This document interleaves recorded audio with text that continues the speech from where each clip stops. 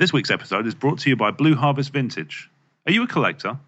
Blue Harvest love to help you find that missing piece you need to complete your collection.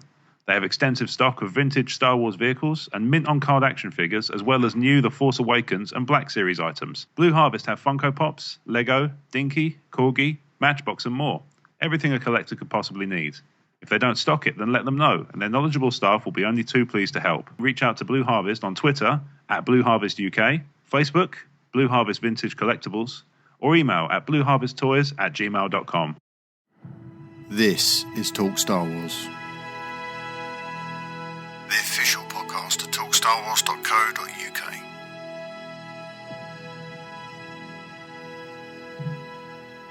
Hello everyone, welcome back to Talk Star Wars. I'm Mark. And I'm Rob. It's just the two of us this week, for one reason or another. Hope you like just the two of us, because that's what you got. But that's all you need. Well, quite. So we've got nice lean show notes this week, so we're just going to launch straight into it. Because we've been catching up. Everyone's heard you on Facebook Live, so everyone knows how everyone is. Let's just do this. If you're a VIP, you have, Mark. Oh, that's true, yeah, but everyone should be a VIP. Eventually they'll come to YouTube, I guess, right?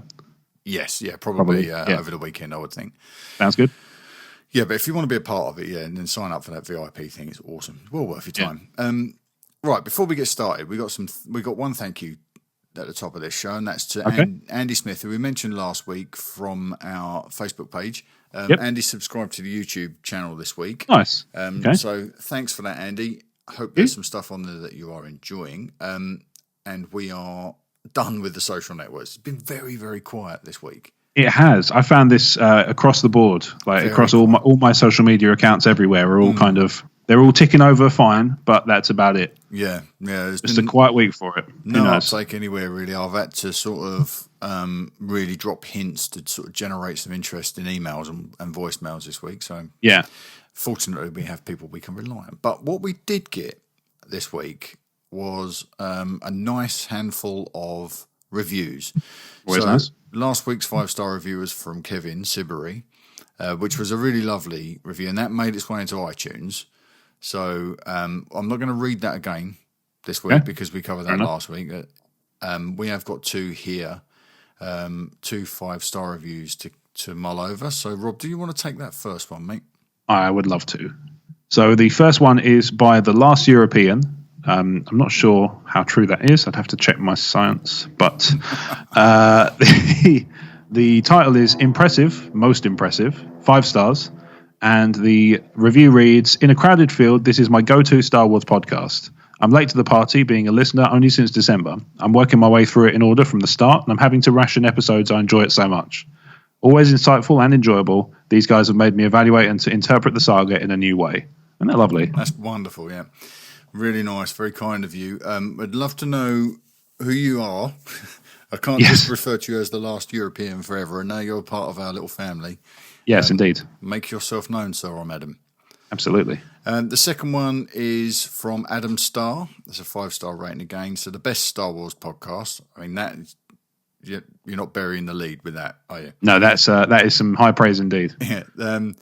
And the Adams review reads as follows. The best Star Wars related podcast online, and I subscribe to them all. Cheers, guys, for making this podcast so enjoyable. And yes, that means Steve too.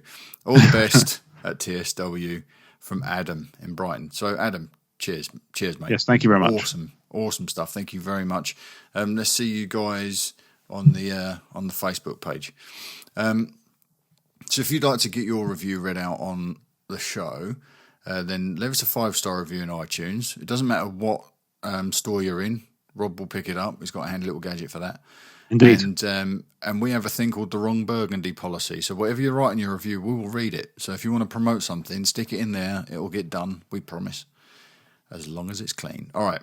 Listener comms. We've just got a couple. We're going to really tear through this tonight, mate. Because we've only got a couple of little things. It gives people more time to catch up with the other excellent shows on the Commonwealth Network. Indeed, yeah, we should stop hogging people's bandwidth. This is quite well. We are among the best, I'd say. But I would say that. Of course, I would. I'd say we're in extraordinarily good company up there. Of course, it's very competitive. All right, listener comms, send your questions and comments to us. You can do that via Twitter or Facebook, or you can send us an email and include an MP3. You get your voicemail on the show and send all that to talkstarwarsinfo@gmail.com. That's talkstarwarsinfo@gmail.com. And the first one this week is from Corey, and Corey is our good friend and brother in the force from over at Tumbling Saber. So he says, "Good day, boys. Hope all is well and you're having a blast recording." I'm enjoying myself. So far, so good, yeah. I absolutely adored Twin Sons. Had very mixed feelings about after watching the first viewing. It had all happened so quickly, but after having digested the material and rewatched the episode, I could not deny the subtle beauty of what they did. It was perfect in my opinion. That being the case, I read Mark's most... that's me. Read Mark's most recent article and wanted to hear more on your thoughts about Obi-Wan telling Maul that Luke is the chosen one. This is going to be a theme. I know you warned the guys on the Facebook Live tonight, Rob, but this is going to be a theme of tonight's podcast. We all know that Lucas himself has stated that Anakin is the chosen one, but seeing as how Disney paper-tossed Lucas's versions of 7, 8 and 9... and the fact that the Skywalker saga is still ongoing, is it possible that the prophecy was misread or misinterpreted by the ancient Jedi? It's all relative from a certain point of view. The visions most Jedi have are never exact or conclusive and are always left open to interpretation. Always in motion the future is. And Luke, being the son of Anakin, in my opinion, he is the new hope and is now currently the last Jedi. Now, Lucas being out of the picture and keeping in mind that the prophecy is left to the interpretation, as well as the fact that the story and the saga are still ongoing and unfinished. Sorry, I read that as if that wasn't the end of that sentence, but it was. All right. Apparently, I need to learn more about punctuation. So when you take all that into consideration, is there any possible merit to what Obi-Wan says to Maul about Luke being the chosen one? Or would you flat out say that Obi-Wan is just plain wrong? Has it all mixed up? Excuse me, what did I do there? Oh, yeah. Is it a case that Obi-Wan has it all mixed up, and as Anakin plunged the galaxy into darkness, and now he wants to believe that Luke is the one? I'm having a hard time with this, but the way things are going, I am leaning toward Obi-Wan being onto something and do not want to so easily dismiss his wisdom as being incorrect. Would love to hear your guys mull this one over for a bit. Keep up the great work, boys, and long live the Star Wars Commonwealth. Cheers, Chop Rules. Yeah, at Chop Rules on Twitter. Definitely him. So, breakdown. Obi-Wan tells Maul that Luke is the chosen one from the prophecy. Is he correct or not? There is an absolute answer. All right. So I'm going to... Do you want me to go first then? Have a go. The answer is no. He is not correct. Lucas has not been retconned over yet for this particular one. He has said categorically that Anakin is the chosen one. And I get Corey's point about Luke being the new hope, but that's what I think exactly his role is. He's a new hope. He's not the chosen one, but he's vitally important because he brings Vader back from the darkness, which, as far as Obi-Wan is concerned, is not possible. I also think there's denial in this one. Obi-Wan, as a Jedi, may just believe that it's not possible for anything other than the Jedi winning to be interpreted as balance in the Force. Mm-hmm. So if Anakin hasn't delivered that in Obi-Wan's mind, well, he can't be the chosen one then, because the chosen one was going to destroy the Sith, which is, again, something the Jedi read into the prophecy, not, something that was written there. So I think that he's looking at Luke and saying, well, it must be him then, because Anakin was supposed to be the chosen one, but he didn't bring about the end of the Sith. He joined them. And obviously there's that wonderful, heart-wrenching end scene. Yeah, that exchange on the bank, which I learned today is where Darth Vader's castle on Mustafar was built. Indeed, yeah. Palpatine made him build it there. Yeah. Genius on Palpatine's part. Cruel, isn't it? Yeah. He's a clever boy, that Palpatine. He's going to go far. But I think Obi-Wan is a little bit in denial. I think he, as a Jedi, would refuse to accept that the prophecy could mean anything other than the Sith are destroyed, the Jedi win. And that's not necessarily how it can be interpreted by somebody who's not a Jedi or a Sith, has no horse in the race, as it were. So I wonder if that's what Luke has kind of come to learn over time, and where, while he's been on this pilgrimage, maybe he's kind of picked up a little bit of knowledge about the subtleties of the Force and how it's, where maybe he's had a chance to kind of reflect on where the Jedi went wrong and things like that. I saw a theory the other day that the prophecy was a piece of Sith propaganda that was kind of put in to sort of put the cat amongst the pigeons and have the Jedi frantically searching for a chosen one and sort of distract them. Well, the nice thing about that theory is it ties into Twin Sons, because Maul knows of the prophecy. Maul knows of the prophecy. Yeah, very true. And you would think that the Jedi might keep that sort of thing in house, because they were a very closed sort of group, weren't they? It also, here's another thing that I hadn't thought of until recently. What if part of that is Obi-Wan trying to kind of get to bring peace to Maul, that he's not died in vain? Well, that's something else as well, isn't it? Because I'm glad you brought that up, because one of my favourite aspects of this story in Twin Sons was the compassion that Obi-Wan showed to Maul. Yeah. And I think Maul's last line about the Chosen One, he will avenge us, it's kind of like, when he's laying there dying in Obi-Wan's arms, he's basically saying, look, we're all victims of the Sith here. Yeah. He got sucked in and chewed up by the Sith machine, Maul. Mm-hmm. He was a blunt instrument for Palpatine and part of his plan. And he went with it willingly, don't get me wrong. It's not like he's not as sympathetic a character as Anakin. Sure. But he definitely got chewed up and spat out by that by Palpatine's agenda. So I think when he says, like, the Chosen One will avenge us, I think that's kind of what he's saying. He's throwing his hat in the ring and saying, I got lost in this thing. Just like you've been sucked into it, Obi-Wan. Now you're destined to live in this desert like this little rat. What did he call him? He called him a little desert rat, didn't he, or something? Yeah, he did. Yeah, like a rodent or something. Yeah, so you've sacrificed your life for it. We lost our lives to this thing. There's a whole generation that come out of the Second World War. Yeah, that they were lost to that war, and they did it willingly. They sacrificed their lives for the greater good, and that's kind of what's happening here. That these people have got sucked up in Palpatine's agenda and got lost. So I love that moment. Obi-Wan's showing him such compassion. I really like that, and it showed that he had some sympathy for Maul, and he understood that what he was just a pawn in this game. Mm-hmm. And maybe there's something to that. I think it's unlikely that that's why Obi-Wan's telling Maul that he's protecting the Chosen One. I think it's unlikely, except that it might give gravitas to Maul's, like I say, giving it gravitas to Maul's defeat. Mm-hmm. It's like, you may have been beaten, and that's probably gonna suck, but at the same time, you lost to the guy who's protecting the Chosen One. Yeah, that works on. That works between the characters. Yeah, but when you think that that's being broadcast to an audience, and this sort of thing can happen. Yes, where there's such divisive reactions, and there's people that are going back and they're thumbing through pages, thinking, "Well, where did we all go wrong?" There's some truth in this. I think there's two things. I've got a couple of clips actually, and I'm not sure what order I'll put them in because I decided not to use them. But I've got a couple of audio clips. This is what Obi-Wan Kenobi has to say about the truth. But the holocrons, they tell the truth. Do they? The truth is often what we make of it. You heard what you wanted to hear, believed what you wanted to believe. And now the only one who has gained anything from all of this is me. So there's a warning in there, and this formed the spine of that article I wrote the other day.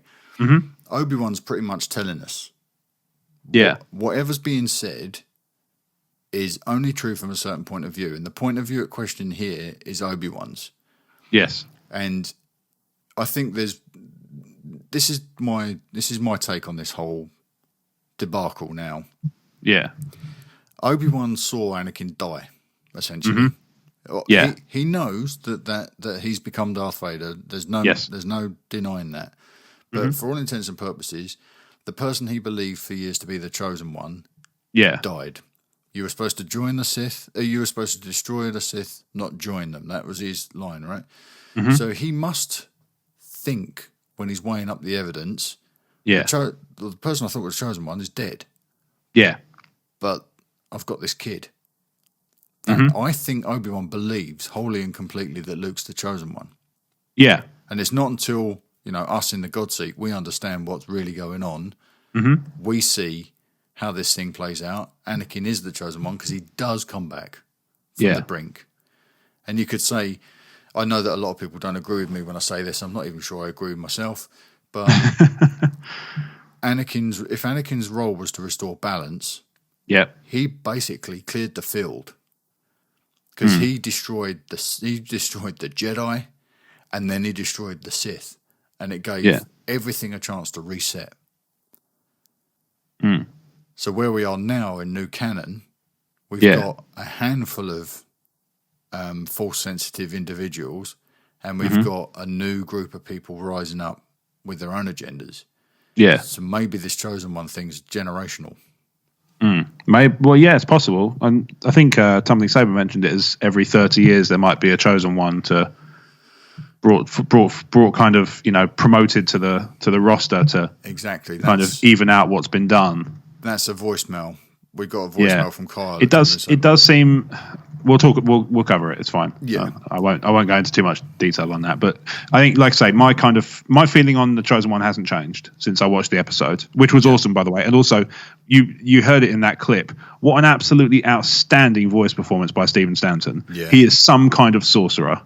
Yeah, it's wizard. Unreal. Yeah, I think he absolutely nailed it. And I put it out Big today time. in the daily podcast that I do for the the VIP group. I mentioned. Wow, that's some value in there. Thanks.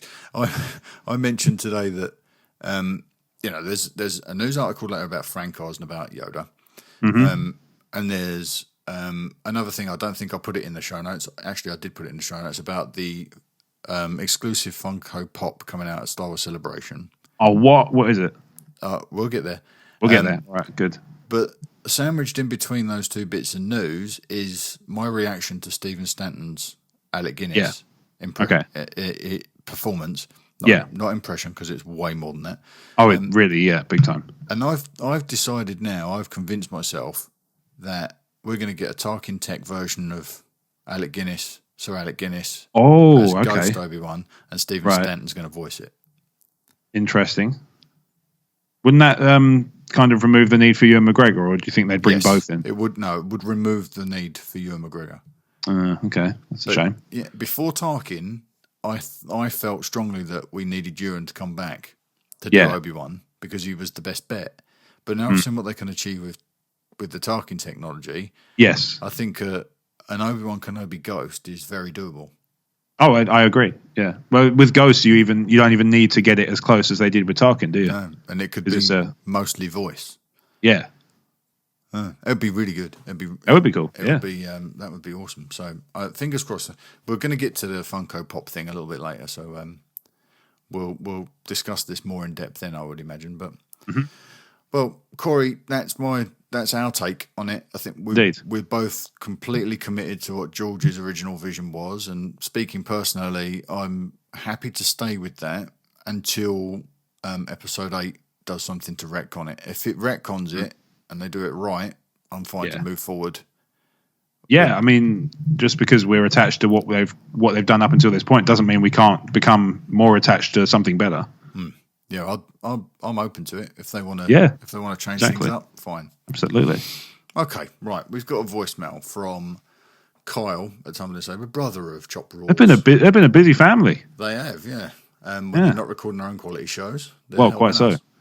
Okay, this is Kyle's question for this week. Hey guys, it's Kyle here. Hope everybody's doing splendidly well. Something Corey, James, and I were talking about before recording our podcast, and I wanted to get your opinion. So here we go. Considering what Anakin went through during his tumultuous life, including his turn as Vader, is the fact that the galaxy is once again at war during the sequel era, and the dark side seemingly on the fast track to power, a waste of the prophecy of the Chosen One?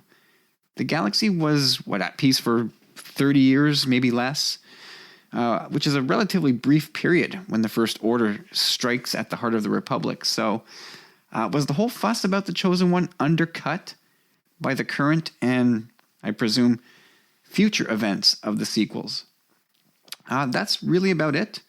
I get that galactic war and imbalance in the Force might be two separate things, but in Star Wars, they seem to be inextricably linked. So I'm wondering what you guys think. Was Anakin's life kind of a waste, considering we're right back in the mess again, as Maz would say? That's it. Enjoy kicking that one around. I look forward to listening as always. And again, long live the Star Wars Commonwealth. So what do you make of that? That's an interesting one, isn't it? So we've had the Chosen One. Yep. Prophesized, arrived, did his thing, disappeared. Yep. 30 years later, we're back in it. So, I suppose what the question is, because we don't know the prophecy of the Chosen One, do we? Beyond no a couple of lines. I believe it's just there will be a child born of the Force that will bring balance. Yeah. What exactly does the prophecy say? Here we go. A child will be born from the Force and will bring balance to it. So, what? That's it. Isn't that just so? We know from we don't know absolute facts, but it's implied by Palpatine at the opera that Anakin was created by. I mean, he wasn't very pointed, but Anakin was created by. I think in the novelization, it is more pointed. Is it? Is it more direct? Yeah. So, but it doesn't actually say Anakin, but he does definitely say categorically that he was Plagueis' apprentice. Yeah, which is not in the film. Every exchange in there is aimed squarely to land. Yes, on Anakin, isn't it? There's no, you can't deny it really. So this child born of the Force, absolutely Anakin. There may have been a Chosen One before. But remember, we do learn in the prequels that the Sith have been gone for a millennia. So maybe the previous Chosen One did his thing, the Sith went away, and then everything kind of went dormant for 1,000 years. Yeah, I don't know. It seems like an odd. That the fact that you mentioned that kind of reminds me of the sort of the big gap of the Sith before they come back, and that seems like it doesn't make a lot of sense to have a Chosen One that's effective for 1,000 years, and then a Chosen One that's only effective for 30 years. Right. To have that kind of disjointed feel to it doesn't really gel. You have to think in terms of how effective are they, because it wasn't whatever happened 1,000 years ago. The Sith folded, but didn't go away completely. They existed as the two, right? And they were in the background, like working their jiggery-pokery in secret. For Plagueis, that meant learning the secrets of immortality and creating life through the Force. And for Sidious, it meant destroying the Republic and seizing that and taking absolute power. And for Maul, it meant revenge, and for Dooku, who knows what his agenda was. So everybody had a different agenda during those 1,000 years. It didn't go away; it just abated. So now we're seeing in 30 years that the climax of that 1,000 years period was Palpatine, right? It got built up. That was the spearhead. And then that ended, and now we're back to possibly the start of something, sort of the First Order rising, Snoke, whoever Snoke is. Maybe Snoke's the reason why the schedule's a little bit more accelerated this time. But you'll never completely eradicate evil, because then there is no balance. There's always the universe will be this grey mass of altruistic people and selfish people doing things for their own ill-gotten gains, and so there's never going to be absolute change. And Anakin's function was, like you just read out, to bring balance to the Force.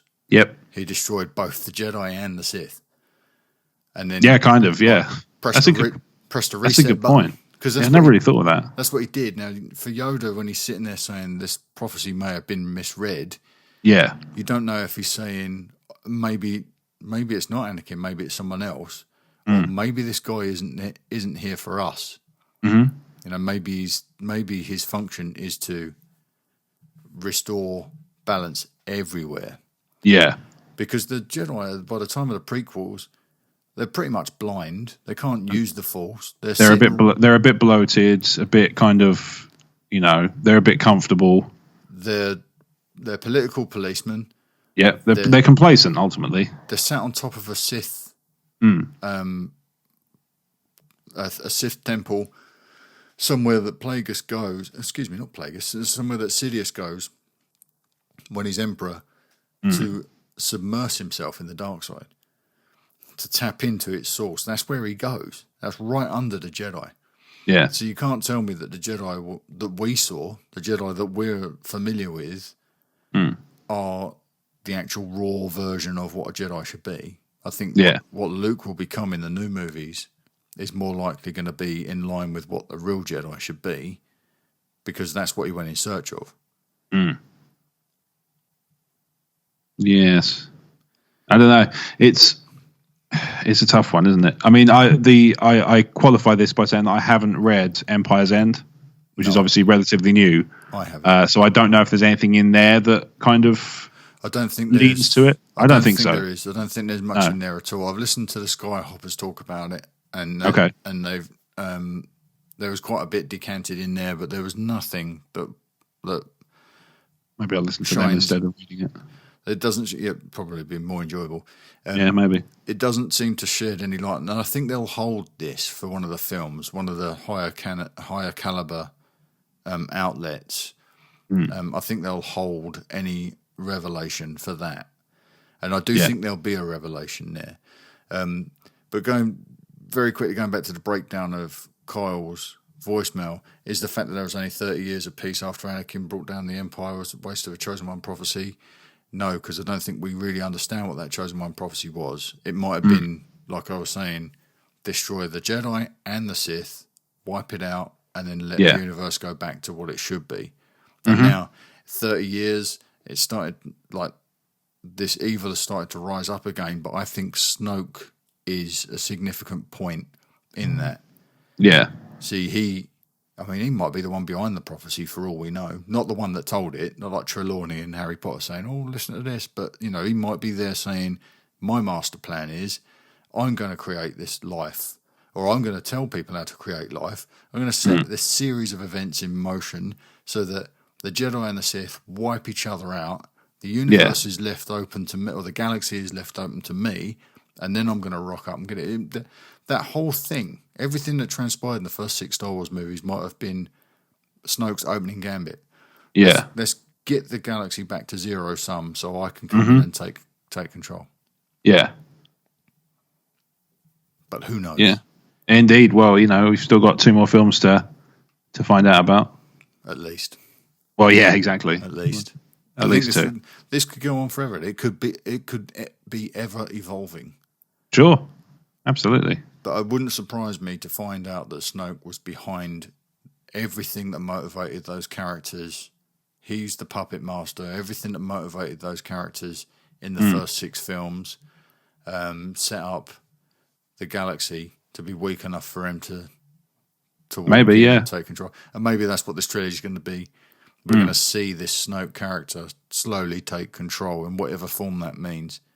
And that's why he fears the return of the Jedi so much, because he doesn't want anything in his way. He doesn't want the standard bearer to step in front of him and say, that's enough. This far no further, and then he'll have people rise up behind him like he's Spartacus or something. Yeah. Anyway, Carl, thanks for that voicemail. It's nice. Yes, mate. Well, hopefully we gave you a nice answer for that one. Yeah, I think we gave some ideas, but I think look at what Anakin did. When we're thinking about the prophecy, consider what Anakin actually did. And it wasn't just bring about the downfall of the Sith. He destroyed the Jedi too. That might have been part of the prophecy. Right. We're at 28 minutes. Let's go to our break. And then when we come back, we've got a lovely question from Connor. And then we'll get into, we'll make our way into some Star Wars news. Cool. Sounds good. We will be right back. If you'd like to support what we do here at Talk Star Wars, you can do so by becoming a TSW sponsor. For as little as £1 per month, given securely via PayPal, you can help us keep the lights on here at TSW. When you become a TSW sponsor, we will elevate you to VIP status. As a TSW VIP, you'll get access to an exclusive stream that provides you with fun downloads like HD wallpapers for your desktop, tablet, and mobile device, ringtones and text alerts courtesy of our very own audio Jedi at Rob Wade Vision. You'll also receive a monthly newsletter with news about what's going on here at Talk Star Wars, and you'll get a priority release of the new Star Wars audio commentary series called TSW Feature Comms. All this for as little as £1 per month. Head to talkstarwars.co.uk/support and become a TSW sponsor today, and the Force will be with you always. And we're back. So as you've just heard, you've been able to have the opportunity, if you so wish, to venture to talkstarwars.co.uk/support, where you can find out more about our Talk Star Wars VIP program, where you get a ton of cool stuff before the overall listener base. And it's just generally a nice place to be. So as is customary, after we've heard about the VIP program, it's time to hear from Connor's Corner featuring Leo. So Connor writes thusly. Good day, gents. I hope you're well, especially Stephen. All right, okay. He's well. No, that's fine. That's fine. It's because he was unwell last week when he was off. Oh, of course he was. Yes. For a oh boy. sickie. Yes, that's right. Just want to start off with saying how good it was to have you guys back. We've missed you, but as usual, Talk Star Wars has given us some audio nutrition this past week. With the excellent toy box and that tasty little morsel that was the Kessel Run, well done, guys. Then only to find the Star Wars comics-based show in my inbox today. Thank you so much for this content, and all this for £3 a month. I feel like I'm ripping you off. Well, anyway. Can you say price hike? Careful what you wish for, Connor. Anyway, this week Leo and I have been watching R2 and 3PO scenes and adding our own dialogue to R2's beeps and boops. I would pay to be a fly on the wall for that. Some of which have an after dark side feel to them. You don't want to know what R2 said when 3PO asked him what he was doing on Jabba's sail barge, but I digress. So here goes. All those glorious battle scenes in the Star Wars films, the Trench Run, Hoth, etc. Which of those would you gents like to have been a part of? Most Empire Rebellion, your choice. Or was there a battle that we haven't seen on screen, the last battle on Jakku maybe? As always, we, your loyal listeners, look forward to hearing what you have to say on this, as I'm sure it will be as entertaining as always. Thanks, guys, for everything you do each week. We're very proud to be a part of this wonderful community we call the Commonwealth and call you our friends. From your friends Connor and Leo. P.S. Rob, you delivered the sign-off just the way I hoped you would. In which case, this email was sponsored by Mustafa Home Heating Systems, the toastiest heating in the galaxy. Customers' reviews. My Bacta tank has never been cold since I installed Mustafa Heating Systems. 5 stars. D. Vader. I actually touch the headphones like a proper old-time radio announcer. It's great. I don't know why I do that. It's just a reflex. I wish the camera was on for that one. I'm sorry. All right, so which battles in Star Wars would you most like to be a part of? None, thank you very much. I think I would be an extraordinary hazard in any battles. I would be... Oh, I don't know. I always like the idea that I'd be more of a strategist rather than somebody in the fighters. I'd rather be on one of the capital ships. And by that, do you mean hiding behind something? Because I'm right there with you, brother. No. Well, yeah, sure, maybe. No, I was thinking more along the lines of, maybe not a Thrawn to that level, because obviously I'm not that smart, but somebody like a Bel Iblis or somebody like Akbar. Yeah. Somebody who's kind of involved in the strategy side, and maybe they're at risk, but then maybe not at such immediate risk. I think I'd probably be Captain Nida, always apologising for something. Oh, I'm sorry, but I've managed to screw this one up too. Yeah, no, sorry. I don't know what a strange concept. Choose a battle that you'd want to be in. I don't know if we're going to add a couple of provisos, like I wasn't a gigantic scaredy cat, then I might want to be in a speeder on Hoth, having a crack at those walkers, because I quite enjoyed that in the games over the years.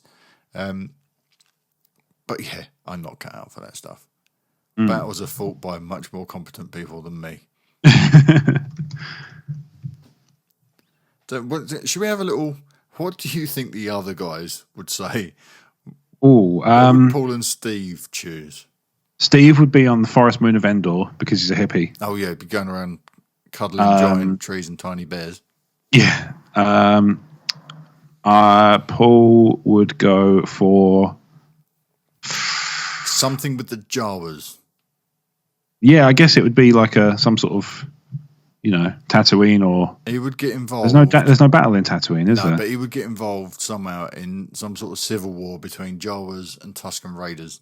That works. Yeah. So maybe there's like a Rebels deleted scene or something. Featuring Paul. That would be awesome.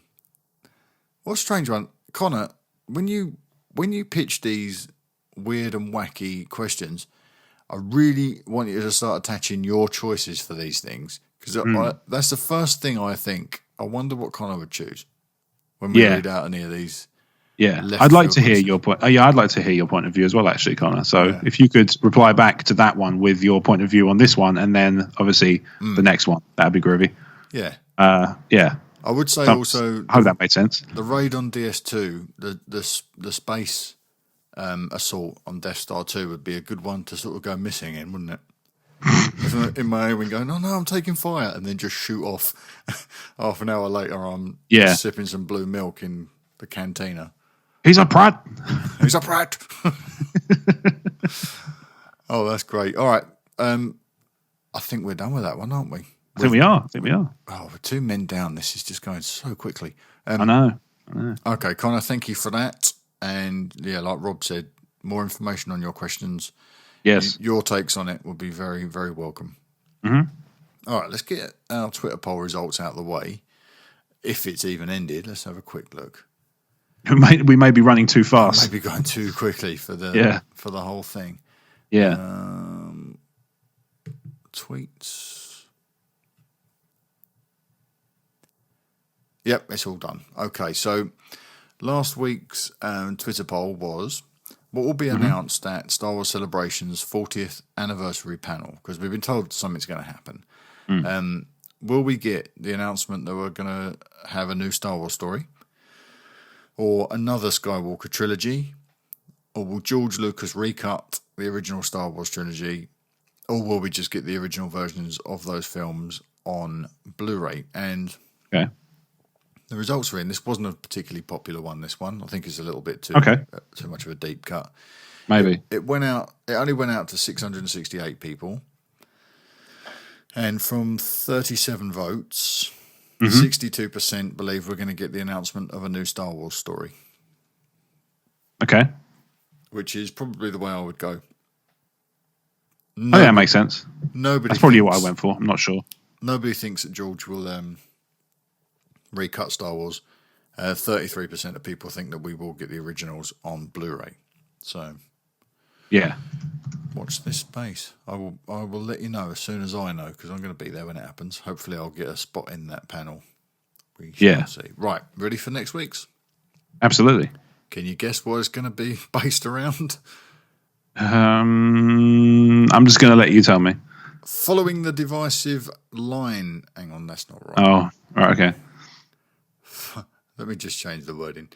All right. Following that line, and I'm going to put that in quote. Following that line from Obi-Wan in Twin Sons, we have one question this week. Who is the chosen one? Anakin, Luke, or Rey? Poll length 6 hours 22. 6 hours 22. 6 days 22 hours. Sorry, and that is now gone. So that should be hitting the feed any second, and I shall pin it. If they retcon it to be Rey, I will not be a happy chap. What if she's the next one? I can deal with that more. And what if we learn through Luke's research that there's always a chosen one? Every generation, there's someone out there. They just didn't make films about all of them. Maybe. Is that a bit too meta?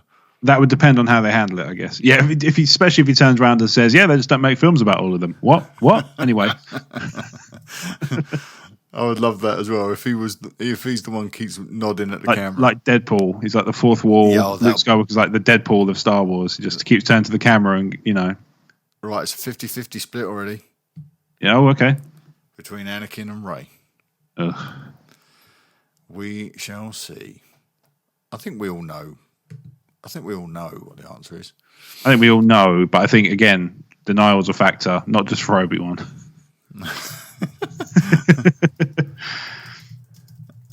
Right, just responding to this message that came through. There we go. Okay, so that's next week's Twitter poll. That is on the profile. If you've got an alternate answer or you want to make a comment, then just quote it, and we will get into that next week. Right. Star Wars news.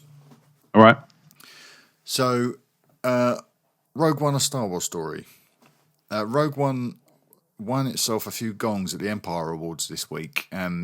Gareth Edwards got Best Director, Rogue One got Best Movie, and Felicity Jones got Best Actress, which I thought was pretty sweet.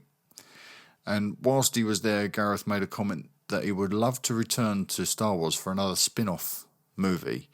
He said he'd like to stick to the original trilogy timeline or time frame, but wouldn't suggest any characters to focus on.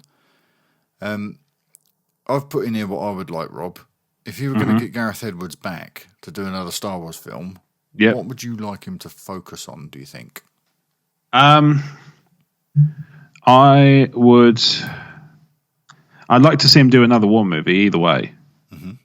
I mean, the Battle of Jakku is a bit short. There's not much there. I don't know. If we're talking about stuff that's already in timeline, I'd like to see him do a Clone Wars movie. Yeah, I think there's a whole series there, isn't there? Really? Oh, absolutely. And I think Catherine Bigelow should do one as well about the soldiers on the ground, and then he can do this. He can do a mix of soldiers on the ground and ship based stuff. But I would say a Clone Wars movie could be cool. What do you think? Well, I would love to see him do a pseudo sequel to Rogue One and have the follow the Bothans and the Rebels as they go after the plans for Death Star 2. Okay. I think it would be really interesting, especially if you use the Star Wars Rebels characters at the core of that, like Hera and Chopper, and probably not the Jedi, but you know they're very much sort of separating these characters out now in terms of their ideology on the show.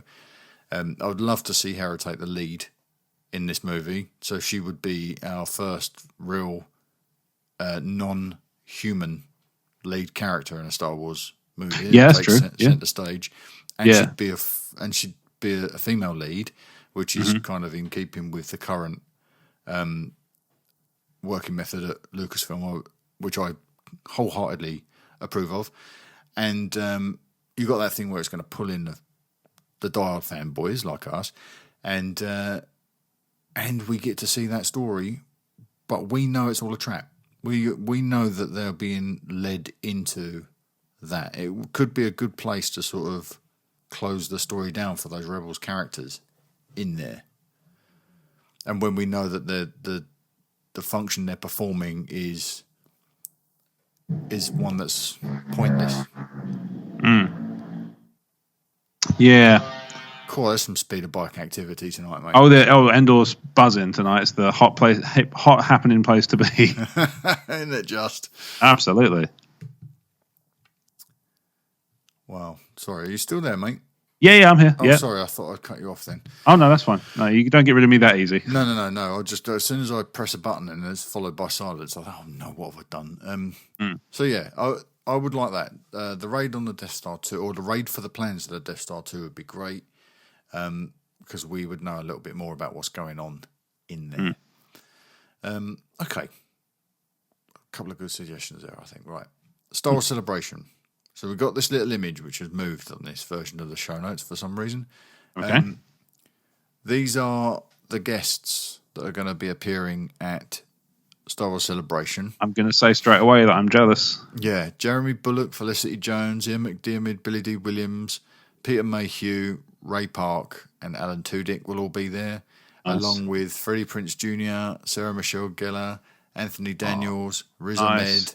Pretty sure Vanessa Marshall is going to be there too. I'm sure I've seen that somewhere. So the bases are pretty much loaded, aren't they? Yeah, So, yeah, I would like that. The raid on the Death Star 2 would be great, because we would know a little bit more about what's going on in there. And when we know that the function they're performing is one that's pointless.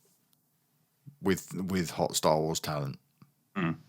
Yeah, absolutely. It's Very a much looking forward huge. to that. Yeah.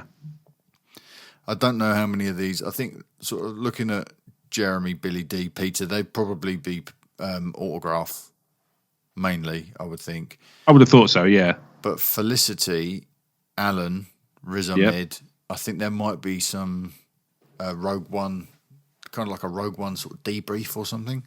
Okay. Well, there is it's going to be around the time the DVD and Blu-ray come out, right? Yeah, not That far, makes just sense. Just a couple of weeks after. Yeah. Here's a quick thing though. Mm-hmm. Billy D. Williams obviously could still have a part to play. Yeah. In episode 8. Yeah. Yeah. Just because he hasn't been confirmed doesn't mean he's not in it.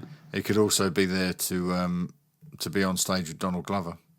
Also very true. I've already talked about how I think it could be, he could be introduced in previous episodes. I'll touch on it again briefly, which is I think he could possibly be answering questions about Cloud City and how Luke got the lightsaber. So maybe he's a middleman. Or how Luke's lightsaber got back to Maz Kanata's castle. He might play a part in that journey. Or might be able to explain it or something. Who knows? Yeah. No, that sounds really interesting. They've definitely got to do that. They have to tackle that at some point, don't they? Yeah. We need to learn that little story aspect. Yeah. Well, I'm dead keen on that. So, all right, this gets us now. This is pretty much it for news. There's a couple of bits that broke this evening, which I'll call up now and we'll go through. They're not on the show notes, but we'll go through them because we've got a bit of time. Alrighty. But this thing with Frank Oz, it came out last week, but I don't remember us discussing it on the show. I did it on a Kessel run this morning. But it looks like Yoda may actually be in The Last Jedi. Frank Oz gave an interview to Variety, and he was ever so sketchy about his involvement. He said he couldn't talk about it. He'd been asked not to talk about it, but he'd be happy to talk about it when he is allowed. Yes. And if you're not involved in the film, you don't say Why not that. just say, yeah, because Ian McDiarmid was asked about Rogue One and he said, I'm not in it. I'm categorically not in it. There's no way I'm going to appear and I'm not, nobody's asked me about it. I've not done anything. I'm not in it. Yeah. In fact, he went one step further and said Palpatine's not in it. Yeah. And I think he even just went, no, no, no, no, no.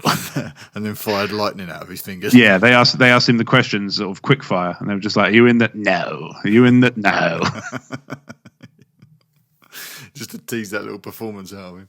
Oh, yeah. Yeah, so I think Frank, and couple that with the rumour last year that people were seen having photographs taken with the Yoda puppet on set. There was a little sort of vestibule in this certain area on the soundstage where people could go in and spend some time with the puppet, have their photographs taken. Yeah. It all says to me that Yoda will be in this movie. And, Frank did the voice for Yoda for The Force Awakens. Then there was some original voice performance in there, I believe. Yeah. During the Force Vision. And that led me on to my second piece of theory, which I mentioned earlier on, which is that Obi-Wan Kenobi may very well be making an appearance. When we spent some time talking to Anthony Bresnikan earlier, or was it late last year? Just after Rogue One, wasn't it? He said he felt that Lucasfilm wasn't finished with Obi-Wan yet, that they wouldn't commit to an Obi-Wan movie until such time that they were completely done with the character on screen. And then we discussed the possibility of there being an Obi-Wan ghost presence in the new films. And now I've heard Stephen Stanton in Rebels, and we've seen that Tarkin tech in use in Rogue One. Yeah. I think it's definitely time to do a Sir Alec Guinness CGI Force Ghost with the approval of his family, of course. But of course, yeah. Even if it's just a couple of shots, just to bolster Rey's training. Because there was a thing that came out at the Disney shareholders meeting where someone said that there was a scene where Rey was surrounded by these orbs of light, as if it was the Force around her, like in season 6 of the Clone Wars when Yoda goes on his mission. I'll take your word for it. Yeah, there's a lot of that in there then when he sees the priestesses. And I think actually, I can't really remember, I think it might have been Qui-Gon the Okay. orbs, and then he sees Qui-Gon in a vision. Yeah. So there's some of the shot structure we hear is very familiar. Okay. It's stuff they've done before, Yeah. and they've certainly got the technology there now to reuse the Alec Guinness era Obi-Wan Kenobi and have brand new dialogue delivered, because you got Stephen Stanton's wonderful performance to fall back on. Oh, indeed. Yeah. And then, can you see this little image of the Funko Pop that I was talking about? Yes. Which for some reason is now plastered on that. I like that. I'll sort that out. That is. Oh, if you could, I'd be forever in your debt. Yeah, that is actually on the artwork of the box. No, actually, I don't think it was on the artwork. It was in this article on Nerdist where they spoke about it, and they referred to this Qui-Gon Jinn Funko Pop as the holographic Qui-Gon Jinn. But I think that's a Force Ghost Qui-Gon Jinn. And it makes me think that there's going to be a Force Ghost Liam Neeson in this movie as well. Okay, interesting. Incidentally, on the subject, really quickly, did you hear that there was an article that came out, and I think it was in the Daily Express, about it was like speculating on Rey's origin, like sort of lineage, and it mentioned that she might be related to Qui-Gon. Do you see why? Because of her hair. Because of her hair. Yeah. Like, what a... Come on. Yeah, I made that comment on Facebook. I almost went dark side. Yeah. But it's a real thing that people said. Like, that it's an actual speculation that people are doing. It's like, what is wrong with you? Yeah, I think it's because the visuals of the visual storytelling of Star Wars has always done a lot of that. Yeah. Like the one black glove on Luke is kind of hinting that he's already taken a step down the path towards Vader's like ultimate destiny. Yeah. Those sorts of things do exist in Star Wars storytelling, but I don't think it's not even. I mean, where's the beard? Yeah, it's a great question. She's not sporting the Jedi goatee, so. Well, absolutely, yeah. I'm going to go with no, and she would be like great granddaughter or something, wouldn't she as well? Mm-hmm. Not a daughter, but. Well, yeah, she'd have to be at least granddaughter, wouldn't she? Yeah. Yes.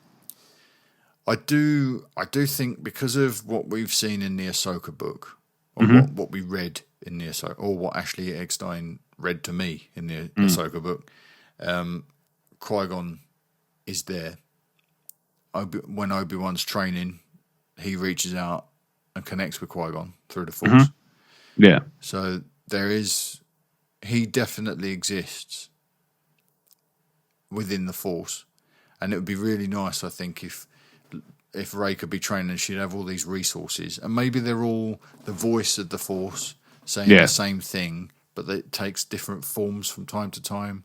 So when she needs wisdom from Yoda, it's Yoda. When she needs advice about the living Force, it's Qui-Gon, and she's tapping into all of these things. It would be really good.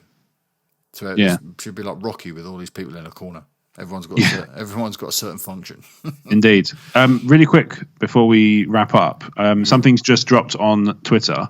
It's a Rolling Stone article with a short interview with Bob Iger, CEO of Disney. I think I'm just looking at these excerpts now. Yeah. There's one in there about the Han Solo movie. How it will follow him from age 18 to 24. Yep. It shows him finding the Falcon, meeting Chewbacca, and getting his name. Interesting. Very interesting. So what are we going to learn about Han? Does he have some other, is he somebody else? Yeah. Maybe Solo is a nickname. Because he's a loner. Don't know. Interesting. The other one he mentioned is they're not changing Episode 8 to deal with the passing of Carrie Fisher, and her performance remains as it was. Amazing. Yeah. They also reasserted that there's no plans to add her in digitally, as they did with Tarkin. Having said that, I don't know, would that include Episode 9? Are they saying definitely not forever, or are they just saying for Episode 8? The quote about you, that's a good point. I'd have to go back because the way I remember it, the quote about not using her likeness, was in reference to episode 9 because she was I think that the quote was that she was absolutely wrapped on 8. So they had everything they needed, and that they were in talks with the family about use of Carrie's likeness in 9, but they had no plans to use digital technology. Okay. Which is when I started speculating that maybe they're going to use cut scenes. Yeah. And they're going to repurpose footage or maybe spread the footage from 8 out. But I mean, this quote from Bob Iger now that you've just read kind of quashes that possibility if her story remains exactly the same in 8. Well, it doesn't say necessarily that, it just says her performance remains as it was in 8. So, that doesn't, what it doesn't say is that there's only going to be, that the performance is entirely limited to 8. But it says it's as it was in 8. So the performance is still there, but it doesn't necessarily limit it to episode 8. Does that make sense? Yeah. That wording. Oh, there's a couple more Celebration exclusives. Oh, what we got? Luke with a hood and a green lightsaber from Jedi. Mm-hmm. Are these Funkos? Yeah, these are Funkos, yeah. Princess Leia in Hoth gear. In my opinion, her most beautiful look. Is Garandon in there as well? Garandon is not on my list, but this is part 2, so he may be in part 1. A clone trooper, Thrawn. I may have to get one of those. Yeah. That would be a nice bookend to your... it would go nicely with my Rebels collection. Yeah, I've got Krennic. The post-Disney acquisition collection is Akbar, Krennic, Akbar, Krennic, and Ahsoka Tano. So Thrawn would go nicely in among those. Not a bad little collection. It's pretty good, I think. And I think actually that's most of my pop vinyls for Star Wars. I'll have to do a fandom zone at some point and include. Yeah, no, you have to do a fandom zone. Yeah, mine's going to be a bit slapdash, but I quite happily do it if people want it. A reminder that this is a series. We've got 6 episodes already scheduled. Well, there's a couple out by the time you're hearing this, and there's another 4 scheduled on YouTube to come out. They're coming out every 2 weeks. Yep. It's not a one and done. If you've got a big collection and you want to do a couple of little hits, then feel free to do multiple visits. I'm trying to get Jeremy to come back and show us all of his man caves. Oh, man. Or if you like, Matt Keegan just submitted one to me yesterday, which is a focus on one specific element of his collecting. So there's no reason why, you don't have to have the nerd room that Tim's got to be able to display all your collection. But if you just wanted to look at your Funko Pops and do a little bit about each, we get a few minutes of Rob Wade's Funko collection as part of the fandom zone, then bang on. People can come back to this as many times as they like with their collections. There's no limit. It's all good. It's all for the love of Star Wars, so do it. Okay. Right, is there anything else that has popped up while we've been recording? Because this Han Solo thing, definitely going to have to look into that, and I will definitely cover this, I think, during the week in the Kessel Run, but there's going to be some other stuff here, isn't there? This spans 6 years. It's going to be unusual story structure. Yes. Unless we see the 18-year-old Han Solo in the beginning, a bit like the stuff on Lamu in Rogue One, and then we jump forward 6 years and we see him as an older man. So maybe it's a kind of a cold open, him meeting Chewie or whatever, and then we hit the ground running in an adventure that takes place in the age 24. Makes, maybe. Thinking about it, that makes more sense. That makes a lot of sense, yeah. I agree. Rather than just dip in like in a 3-act structure, dip in every 2 years at a time until 3. So it makes more sense to have a cold open like the Lamu sequence in Rogue One, and then we hit the ground running after the. That would be cool, actually. Yeah. That would be especially cool, actually, because if a cold open and then sort of time jump is part of each standalone film, it forges its own niche, much like the opening crawls. It becomes its own hallmark of a standalone movie. Exactly. And you get more, there's more from it. It's like Paul always says, he doesn't necessarily want to read it, he wants to see it. So if you're going to write an opening crawl, then give it to us as a cold open. That would be really interesting.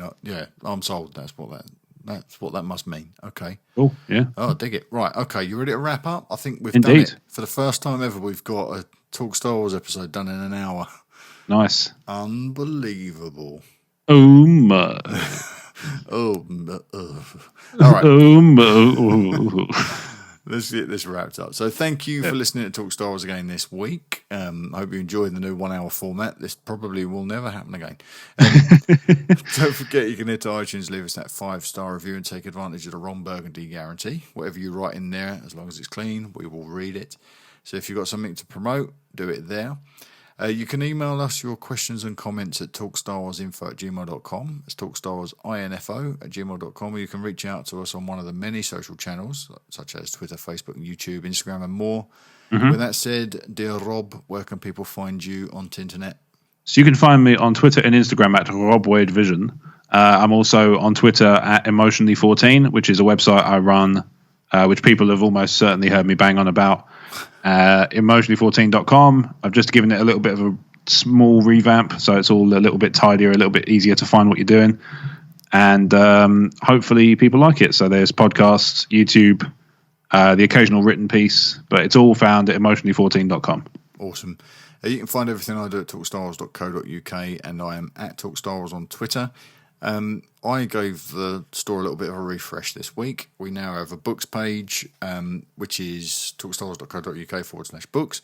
And in there you will find a comic book store, audiobook store, novels in paperback, hardback, Kindle, everything you can imagine. You can buy the paper comics, you can buy digital comics. And there's a great way to save money in there. You can get a comic book that sells for $3.99 in the Marvel app and read it in your Marvel app for just $2.99 through our store, and you get a £1 credit towards audio and video. So you're saving a bundle of cash. Yeah, absolutely. So that's at talkstarwars.co.uk/books.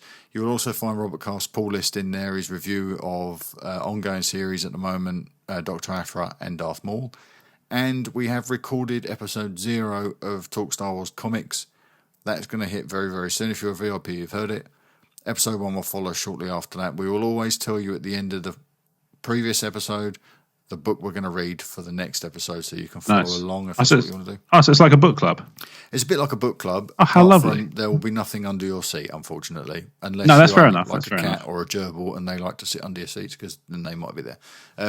Yeah, I thought it was a good idea or Rob and I thought it was a good idea to sort of say, this is what we're going to look at next month.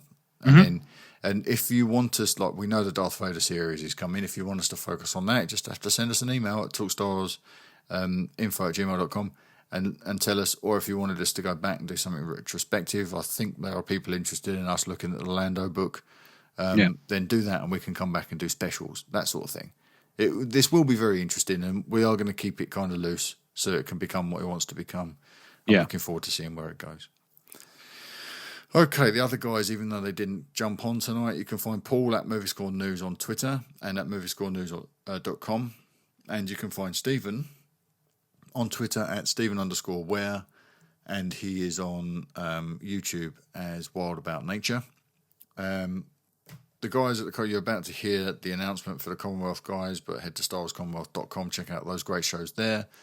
We will speak to you again. There'll be no After Dark Side next week because it's a round table.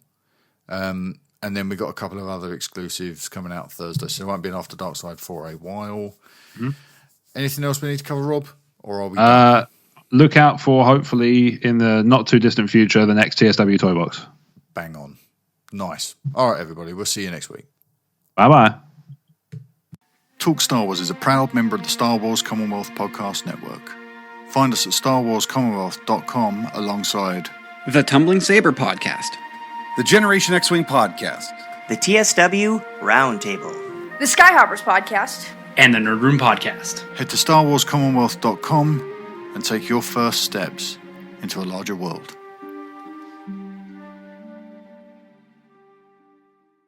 It's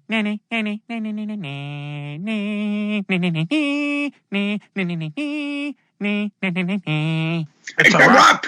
It's a wrap. Let's talk about Loot Crate. Are you on a quest for epic gear, housewares and collectibles? Loot Crate offers an epic range of pop culture items for less than $20 per month. Whether you're shopping for the geek in your life or you are that geek, Loot Crate is the best surprise you know is coming. Every month there's a different theme and new and exclusive items that you can only get with Loot Crate. Treat yourself every month or give the gift of geeking out to a friend or a loved one.